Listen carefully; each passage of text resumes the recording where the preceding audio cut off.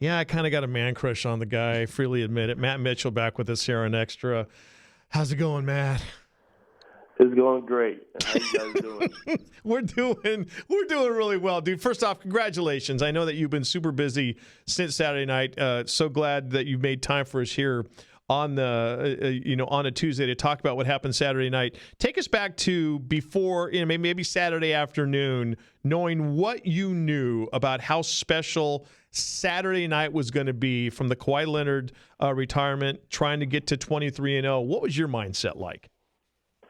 Man, well, thank you guys for having me, first off. But the entire mindset was just trying to stay grounded and trying to stay together. It was a real special night, and it was also a night with distractions, with NBA guys being there, and especially Kawhi being there, the jersey retirement, and another level of craziness to the fans just that night. So there was a lot of kind of just distraction to it, and we did our best to just stay grounded, stay together, and try and keep each other focused. Matt, you guys got started against Utah State just like we watched you all year. You very quickly looked like the best team on the floor, and then Kawhi Leonard walked out there, and you could feel the temperature in the building change. This is no longer just maybe the Aztecs' greatest basketball player of all time. This is one of the best in the world. Toronto's Raptors champion, San Antonio Spurs champion, and you guys look like it affected you, and not in a positive way. Did you feel that when Kawhi was there watching the floor that it changed how the team was playing originally? Maybe so. I think maybe it just affected you a little bit, just knowing he was in the building, and maybe just lost focus a little bit, but. I think we were able to just log back in just at the end of the first half and going into the second half, and just trying to stay focused and not worry about the best player in the world being in the gym watching us play, but just trying to focus on getting the win. The Aztecs, Matt Mitchell with us. Big night Saturday night, 28 points, 4 3-pointers. Matt, we always talk in terms of athletes when they get into that zone in any of their given fields of endeavor. Were you in the zone Saturday night? Yeah, most definitely. I definitely felt like I was in the zone. My teammates found me. I felt like I was able to take the shots that they were giving me the passes on, and I was knocking down the shots. And after that, I felt hot a little bit, and I took a couple of heat check shots, and they went in. Matt, you're from Riverside. Kawhi's from Riverside. Had you guys ever met before? I'm sorry? Had you and Kawhi ever met before? You guys are both from the Inland Empire. I had seen him just around campus before and in the gym, but I had never gotten the chance to just really just talk to him and sit down and say hello. So on Saturday, that was probably the closest I've gotten to talking to him, is shaking his hand. And it was just a surreal moment just to be able to shake his hand and be able to, actually physically put a face to a name. So tell us about how you met Kawhi, how the rest of the team met, and how that all worked out. Well, we met Kawhi just right at the start of the second half.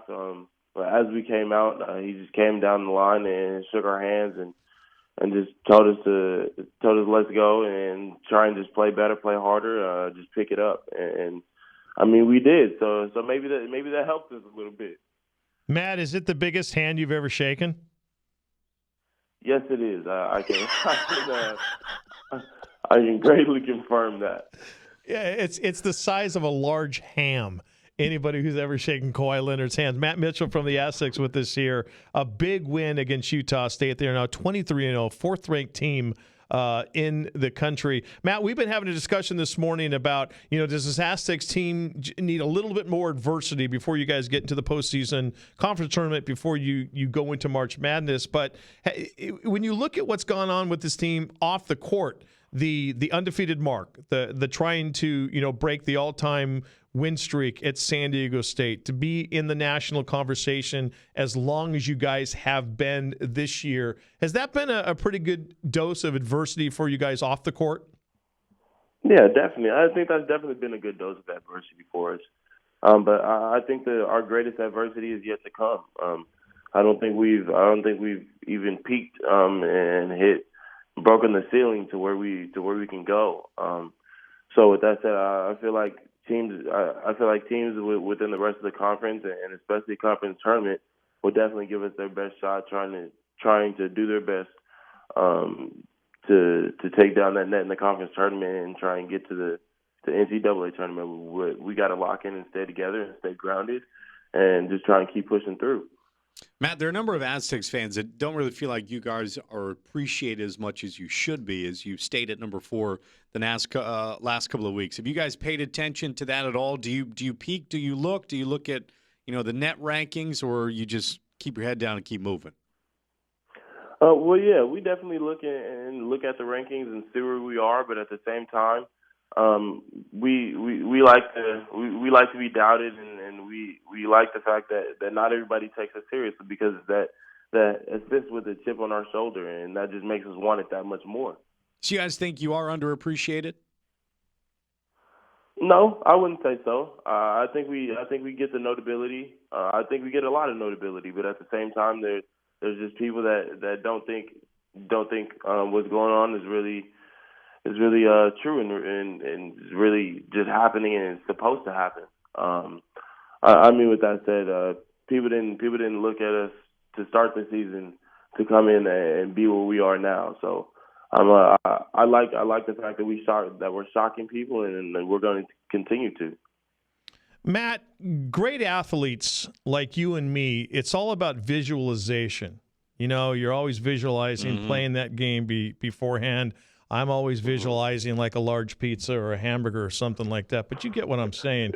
How far down the road, though, in all seriousness, do you allow yourself to kind of visualize what you've got ahead of you? Is it cutting down the nets as Luther Vandross is singing One Shiny Moment, or is it only the next game?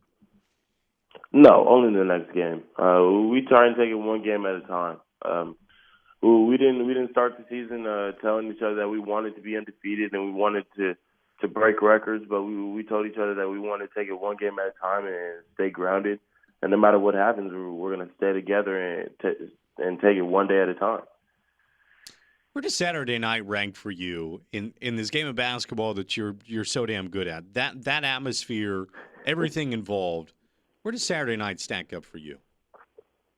I think Saturday night stacks up for me probably top three moments I've had in the arena and just had in my entire time being here through my 3 years. I definitely think that was one of the more special nights that the city, that the school, even me, for me personally, have had just to experience it and be and live in that surreal moment. Can you describe to people what it's like to be on the court? A lot of people, we can understand what it's like to be in the crowd of a packed arena, that kind of energy, the chills kind of atmosphere. There's very few that understand what it's like to be on the court. Can you describe what that's like to perform in front of that crowd? It's just kind of like a goosebump feeling. It's just all surreal. It just doesn't feel like it's happening in the moment, and it's just crazy that you're able to live up to that moment and be able to make the crowd go crazy and just live in the moment and be able to engage the crowd and just love that moment. So I'm happy I was able to live that moment, but at the same time that game is past and we got another one on Saturday, and so now we got to focus in and lock in our Air Force. Are you big on social media? Nah, I wouldn't say I was too big on social media. Smart man. Yeah, very smart man. But this, just in case you don't know, the response to what you were able to do Saturday night, I mean, it was like Matt Mitchell is the S. Matt Mitchell is on fire. Matt Mitchell is lit. Someone even said everybody should name their next child Matt Mitchell. I mean, that's how much electricity you and your teammates shot through the Aztec fan base on Saturday night. Well, I'm glad. I'm glad that the environment, that the fan base, the entire city is able to jump behind us and they're on board and they're just in full support. And we're nothing but thankful for the environment that we've been given. Hey, instead of X's and O's, Sarah and I did, because you guys were trailing at halftime, did Dutch just say you are not going to lose on Kawhi night? Is that as simple as it was? Basically, that was as simple as it was. We talked about our game plan and how we might not have been following it to the T, and we made many corrections to go into the second half, and I felt like that along with the fact that it was Kawhi's night and we wanted to win, and this is a special night and it's a big night for us as well. I'm just trying to keep that undefeated streak going, so. I think that definitely played into it a little bit. Matt, for somebody who was in the arena Saturday night, it's a night I will never forget. And as an Aztec alum, you guys make us so proud what you're doing on and off the court. Thank you so much for the time. Keep it going, brother. We'll talk to you soon. Thank you for having me. I appreciate it. You guys take care. All right, there's Matt Mitchell. Big night, 28 points, 4 3-pointers. Just in the zone in front of Kawhi Leonard and the Clippers.